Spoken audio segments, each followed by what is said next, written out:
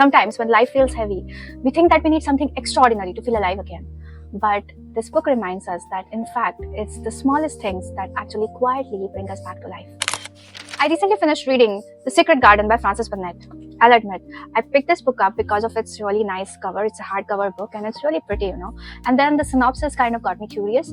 So even though it's actually a children's classic, I actually enjoyed reading it. At its heart, it's a very simple story of people who have surrendered to grief, loneliness, and pessimism, slowly finding the joy of living again.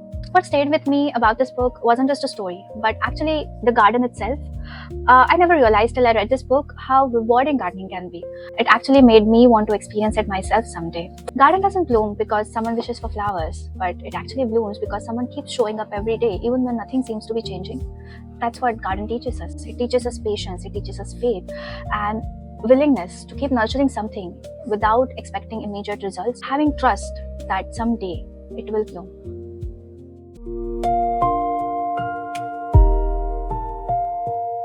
The children in the story slowly change as they start caring for the garden, and so are the people around them. When people are surrounded by the genuine kindness, hope, and love, their personalities differ. They soften. One more aspect the story has is how people let fear, disappointment, grief, turn into something big than it actually is.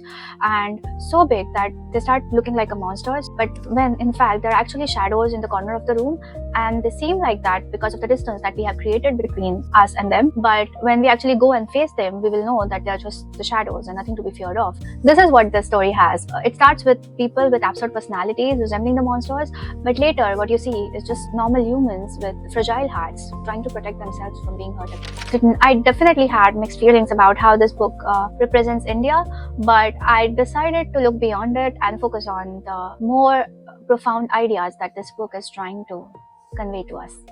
And this is why I love children's stories or animated movies, because they never have like a big villain as such, but all they have is like imperfect humans who are learning to live life. And that is the lesson we all should keep reminding ourselves, to have a good quality of life. I think that's why Secret Garden has been loved to generations, because it shows us what healing can actually look like. And I think it can look like a bloomed garden full of roses. So I hope you find your simple joys in life through such books. So keep reading, and I'll come up with next book next time. Till then, bye.